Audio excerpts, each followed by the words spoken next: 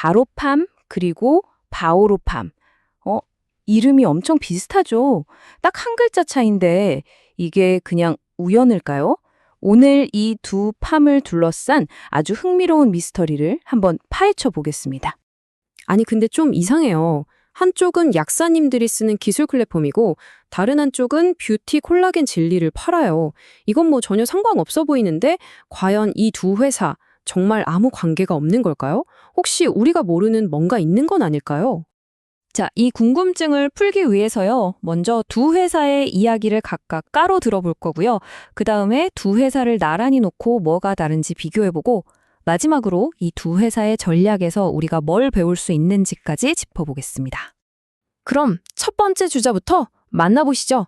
기술로 약국 시장의 판도를 바꾸고 있는 혁신가, 바로 바로팜입니다.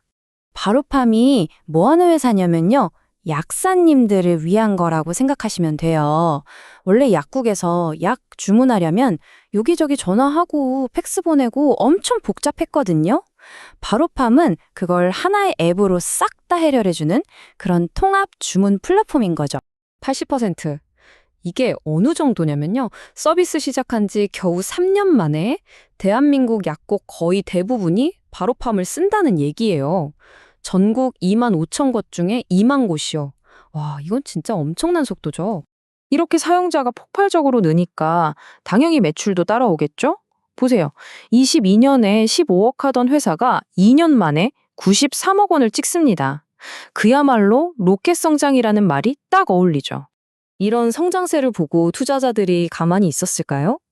절대 아니죠. 소프트뱅크 같은 거물급 투자사들이 이건 되겠다 싶어서 400억 원이 넘는 돈을 쏟아부은 겁니다. 그런데 말이죠. 반전이 있습니다.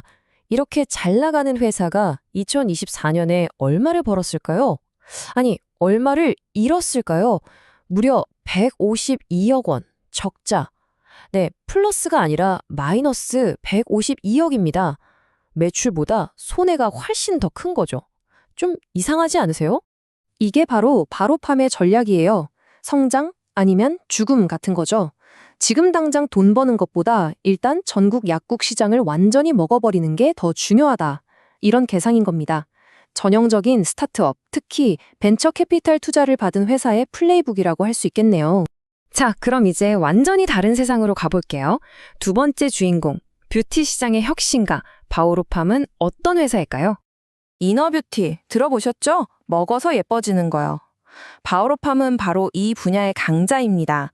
그중에서도 뿌티나인 플러스라는 콜라겐으로 아주 입소문이 자자한 회사예요. 이 제품의 캐치프레이즈가 재밌어요. 클리닉 피드백으로 탄생한 병원용 콜라겐. 이게 핵심입니다. 처음부터 약국이나 온라인 쇼핑몰에 풀 생각이 전혀 없었다는 거죠. 우리는 특별하다, 전문가용이다, 이런 느낌을 팍팍 주는 겁니다. 성분을 보면 아, 그래서 병원용이라고 했구나 싶으실 거예요.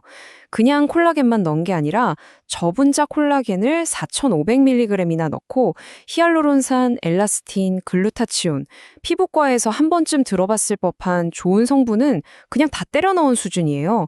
함량 자체가 다르죠. 효과로 승부하겠다는 겁니다. 바오로팜의 진짜 무서운 점은 제품이 아니라 바로 이 유통 전략에 있습니다. 아무 데서나 팔지 않는 거예요.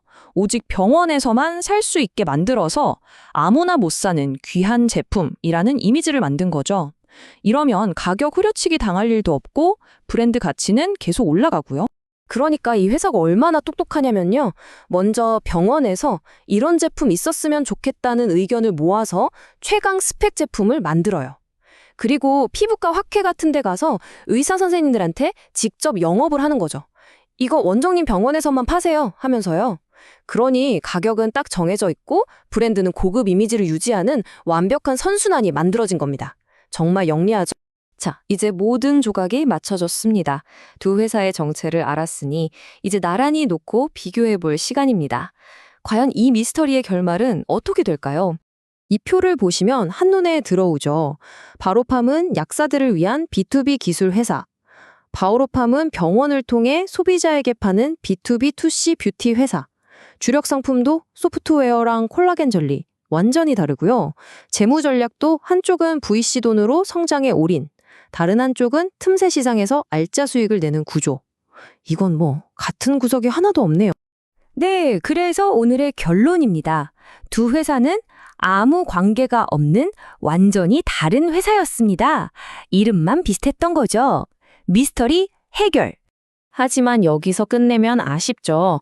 그냥 다른 회사다로 끝날 게 아니라 이 두 회사의 사례가 우리에게 뭘 알려주는지 그게 더 중요하거든요. 성공으로 가는 길은 하나가 아니라는 걸 보여주는 아주 좋은 예시예요. 바로팜은 일단 시장 다 먹고 보자는 식의 벤처식 스케일업 전략. 반면에 바우로팜은 좁은 시장이라도 확실하게 우리 걸로 만들어서 돈을 벌자는 틈새 시장 공략 전략. 둘 다 각자의 방식으로 시장에서 살아남고 있는 거죠. 오늘 우리가 얻어갈 교훈을 정리해 볼까요?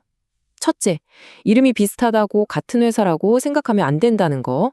둘째, 바로팜의 엄청난 적자처럼 회사의 재무 상태를 보면 그 회사가 뭘 노리는지 전략이 보인다는 것. 셋째, 바오로팜처럼 어떻게 파느냐, 즉 유통 방식 자체가 엄청난 혁신이 될 수 있다는 점. 그리고 마지막으로 가장 중요한 건 성공의 정답은 없다는 사실입니다. 자, 마지막으로 여러분께 한번 여쭤보고 싶습니다. 막대한 투자금으로 시장 전체를 빠르게 장악하는 모델과 작지만 확실한 우리만의 시장에서 꾸준히 이익을 내는 모델. 이 둘 중에 어떤 방식이 더 길게, 더 강하게 살아남을 수 있을 거라고 보시나요? 한번 생각해 보시면 재밌을 겁니다.